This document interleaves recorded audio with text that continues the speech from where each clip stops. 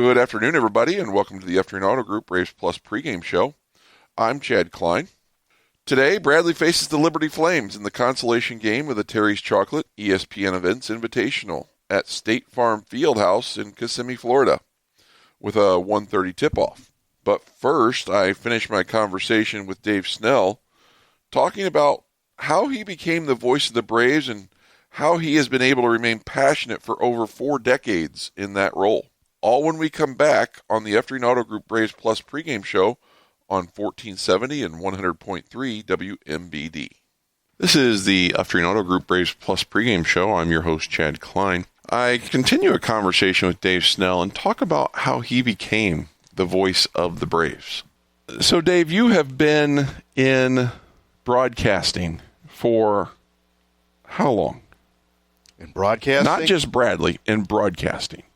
I started when I was a sophomore in high school. Good Lord. That would have been 1970. What drew you to broadcasting? I loved baseball. I played baseball. In beginning of my sophomore year in high school, I had a pickup baseball game, or a basketball game, and broke the finger on my throwing hand.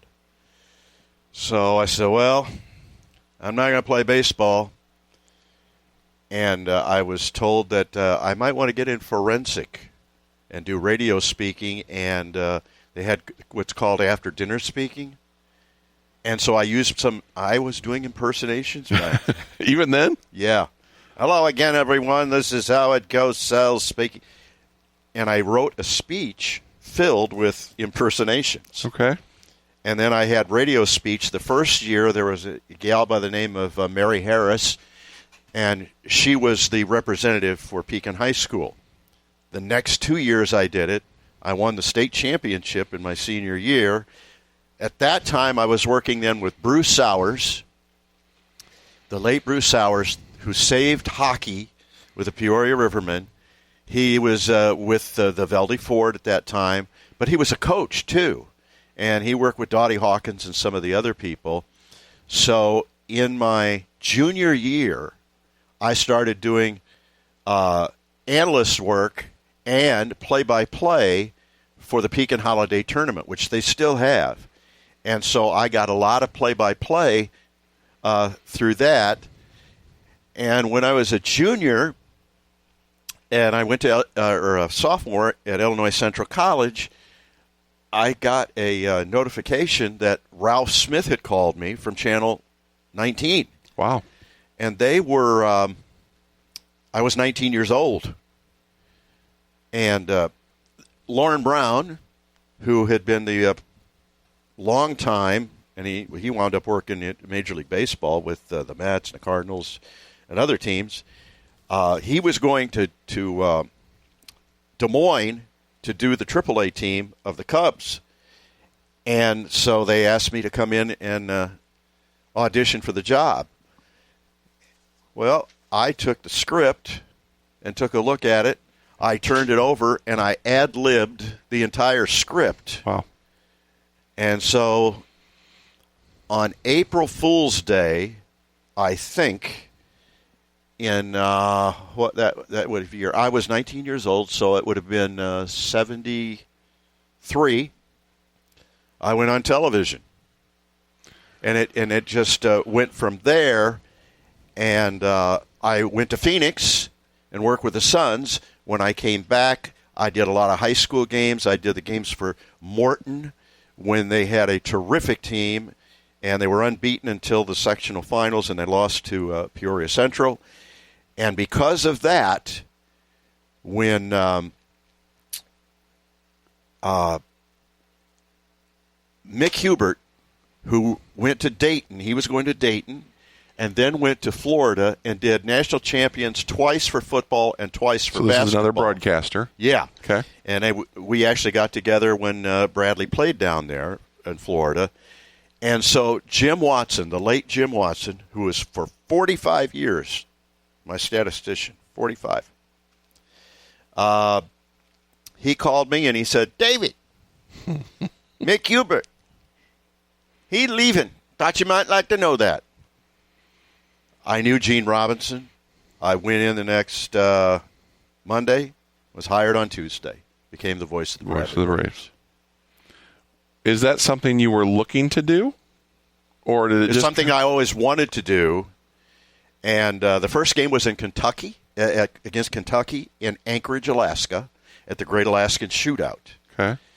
And then after the NIT Championship in '82, the gentleman that I worked for, named Ted Podleski, became the general manager of the San Diego Clippers, owned by Don Sterling, the infamous Don Sterling.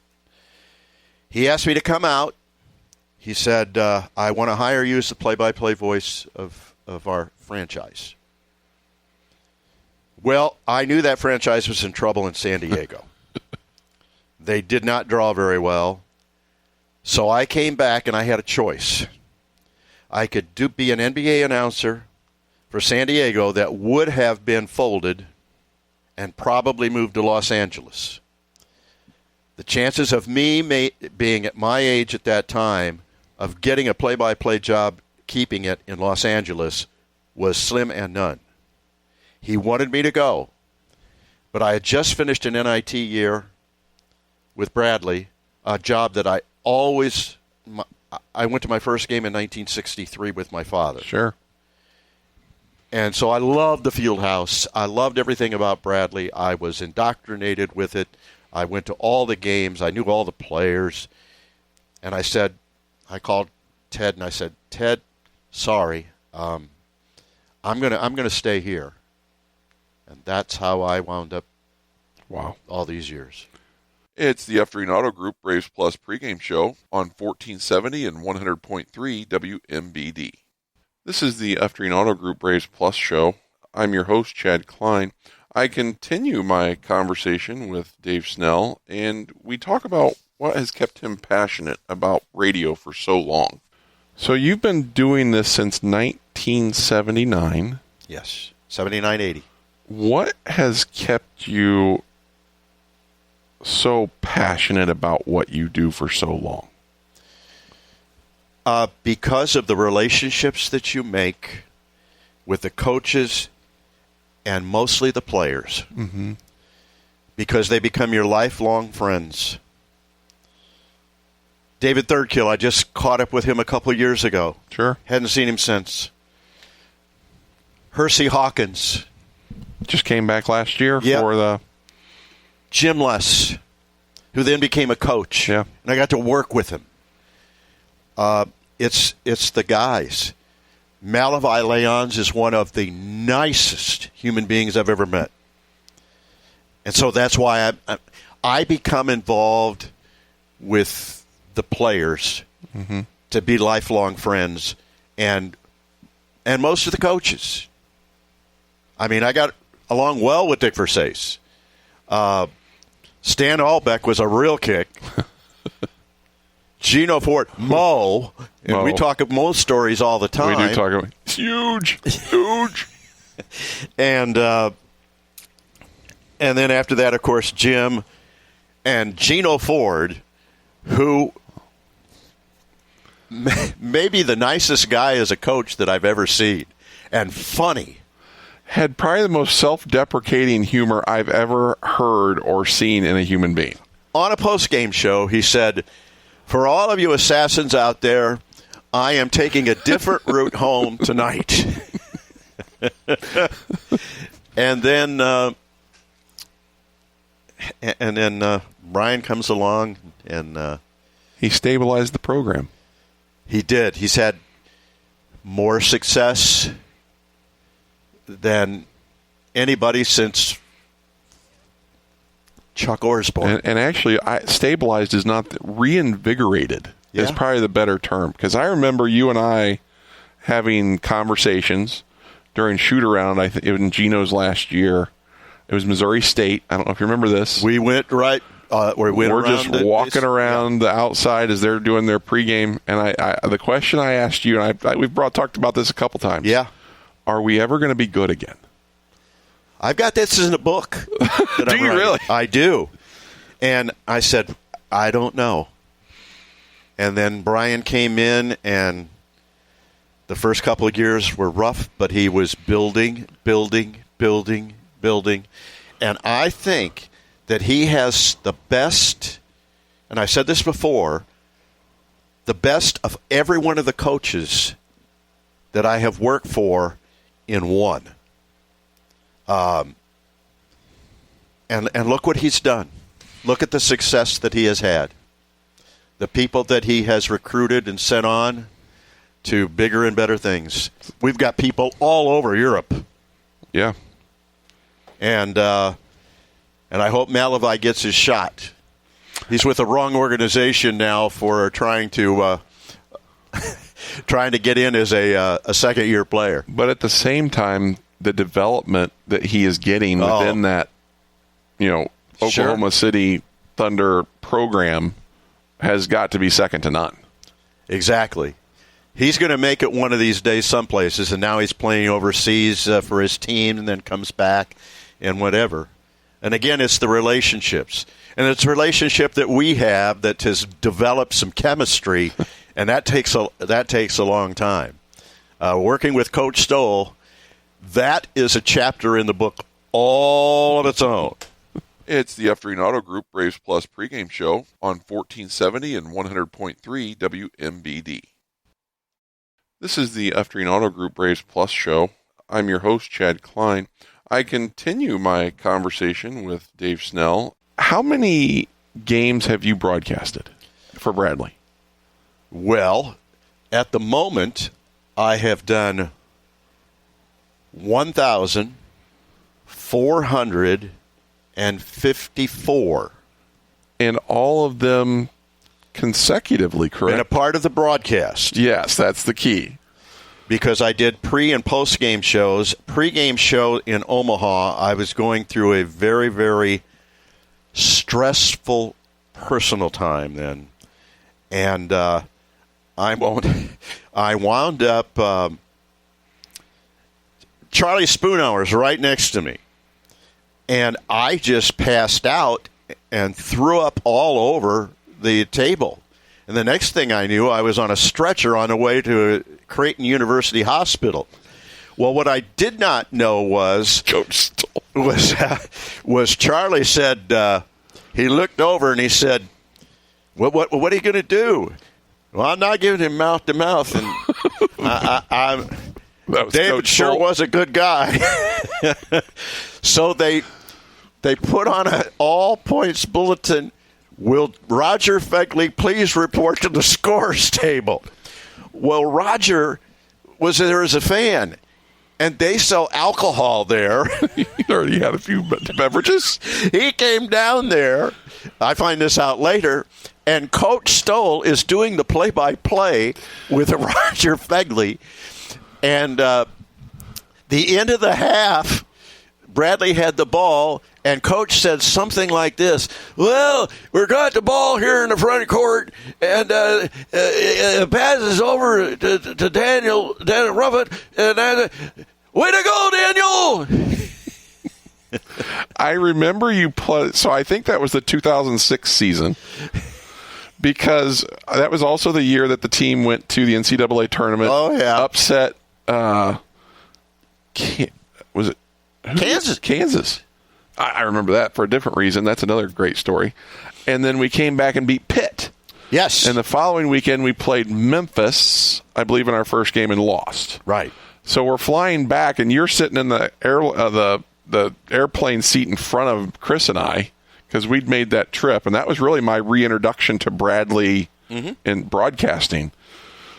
Just being excited about the program again, and you played the segment after Coach Stoll had just taken over the radio broadcast, and it was something to the effect of, well, Dave just threw up all over himself. He did. He did that. I forgot that. Well, Dave just threw up all over my papers. Yeah, that was pretty incredible. So I was there in a hospital for 2 days because I thought I'd had a heart attack. Okay. And I wound up flying back to Chicago, and we had a guy that was going to Arizona and coming back. And so I met him at O'Hare, and we drove back in a snowstorm coming back, and I got back at 3 in the morning. Oh, my. This is after you'd been sick. Yeah. Oh, that's brutal. In fact, my doctor used to be a guard for the Creighton Blue Jays. Okay.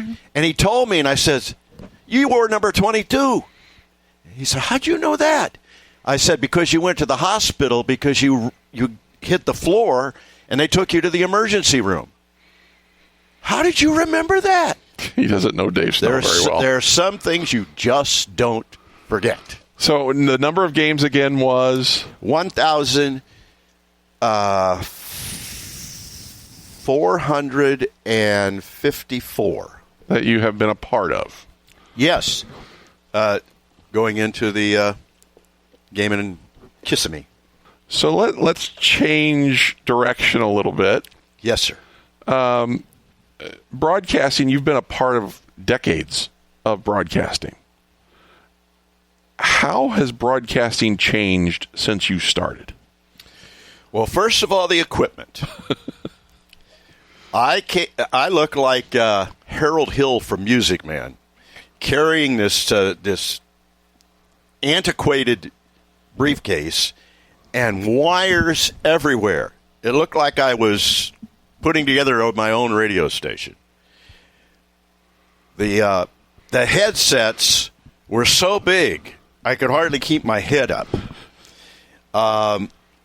You had to string all kinds of wires and usually go under the bleachers, or under where the fans sat, and those were called phone lines. Sometimes they didn't work. I remember when I started working with you, you had actually two pieces of equipment that we used. There was one for a phone line. Yes. And internet was just coming into existence. Correct. Now it's simple, but you are right. It was very antiquated, and my first broadcast was in Anchorage, Alaska, so it wasn't exactly right around the corner. Because the sun set. Was it telegraph lines? Yeah, Morse code. The sun set at 4 o'clock in the afternoon. This was around Thanksgiving, so nothing would be opened anyway. There are other things I won't go into, but that was a very interesting time. The first halftime interview I did was a guy named Jim Perryman, who played with Coach Stoll's team, and he was stationed there. So he came to the game, and I talked to him at halftime. And Joe Delfonso was the sports information director, but he also did the analyst work when I was on the road, too. So as far as the equipment was concerned, it was not Thomas Edison, but it was not what we have today. And now we have a much nicer piece of equipment, and when we can remember it. When we can remember it. When we can remember it. And you and I are doing a broadcast on a little handheld device now that we're doing this interview. It's amazing. With. And it sounds just as good as what we do on the radio.